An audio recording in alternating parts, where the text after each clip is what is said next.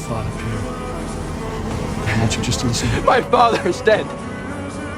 Peter, listen to me. He's dead. Who are you? I had to disappear, and I'm sorry. Understand that. I had to disappear to keep you safe. Keep you safe, Peter. I don't... What? What? Say it! Say what you want to say! What do you want to say? Where you been? You're dead! I had to die to keep you alive. I had to disappear to keep you safe. Listen to me. I had to disappear to keep my mistakes from catching up with you.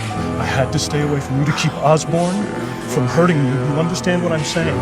There was no other way to keep you safe. I'm so sorry.